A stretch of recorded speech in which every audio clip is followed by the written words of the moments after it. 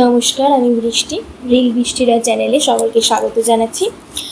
হাসির রাজা গোপাল ভাঁড়ের আর একটা হাসির গল্প নিয়ে আবারও তোমাদের কাছে চলে এসেছে তোমাদের বন্ধু বৃষ্টি। তো চলো গল্পটির নাম জেনে নেওয়া যাক। গা চাটাচাটি, মহারাজ বনাম গোপাল। তো এই ধরনের গল্প শুনতে হলে অবশ্যই আমার চ্যানেলটাকে সাবস্ক্রাইব করতে হবে। আর এই গল্পটি ভালো লাগলে একদম গল্পটি সম্পূর্ণ শুনে লাইক কমেন্ট শেয়ার করে দেবে, আর নতুন বন্ধু হলে অবশ্যই সাবস্ক্রাইব করে দেবে। তো চলো গল্পটা শুরু করা যাক, আর বেশি কথা না বাড়িয়ে। গোপালকে জব্দ করার ফোন দিয়ে আসছিলেন মহারাজ কৃষ্ণচন্দ্র।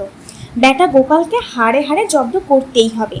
ও শালা সবাই নাক কেটে দেয়, কাউকেই মানে না। কিন্তু গোপাল যেরকম চালাক, তাকে সহসা জব্দ করা সম্ভব নয়। কথাই বলে ইচ্ছে থাকলেই উপায় হয়। মহারাজও ভাবতে ভাবতে শেষে গোপালকে জব্দ করার একটি উপায় বের করে ফেললেন। মহারাজ সেদিন খুশি মনে এসে রাজসভায় বসলেন। যা হোক, এতদিন বাদে গোপালকে জব্দ করার একটা ভালো উপায় বের করা গেছে। গোপাল তখনও রাজসভায় আসেনি। মহারাজ সভাস্থ অন্য সকলকেই তার নতুন ফন্দির কথা হাসতে হাসতে বললেন। সবার সকলেই মহারাজের পরিকল্পনার কথা শুনে বলল, হ্যাঁ, এবার গোপাল বাছাধন নির্ঘাত জব্দ হবে। কিছুক্ষণ পরে গোপাল রাজসভায় এলো। গোপাল, কালকে রাতে না আমি একটা অদ্ভুত স্বপ্ন দেখেছি, যদি শুনতে চাও তো বলি, শুনবে নাকি? গোপাল বলল, বলুন না মহারাজ। স্বপ্নে কি দেখলাম জানো গোপাল? তুমি আর আমি এক অচেনা জায়গায় বেড়াতে গেছি। আশেপাশে কোনো মানুষজন নেই।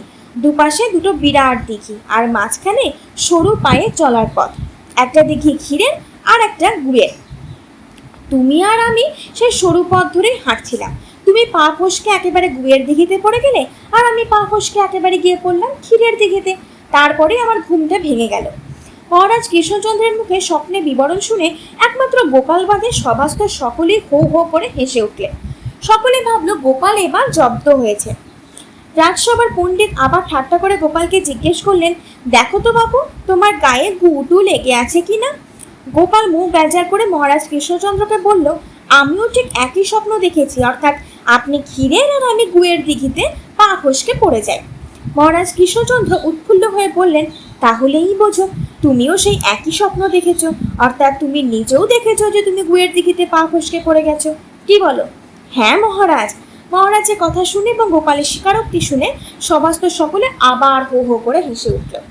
কিছুক্ষণ পরে গোপাল মহারাজ কৃষ্ণচন্দ্রের দিকে তাকিয়ে বলল, আপনার স্বপ্ন ওইখানে ভেঙে গেলেও আমার ঘুম খানিক বাদে ভেঙেছে। আমি আরও কিছু দেখেছি। যদি অনুমতি দিন বাদবাকি স্বপ্নের কথা প্রকাশ করি। অনুমতি দিলাম, বলো তুমি। তারপরেই সবটাই গা চাটাচাটির ব্যাপার হুজুর। তার মানে? ব্যাপারটা খুলে বলো তো গোপাল।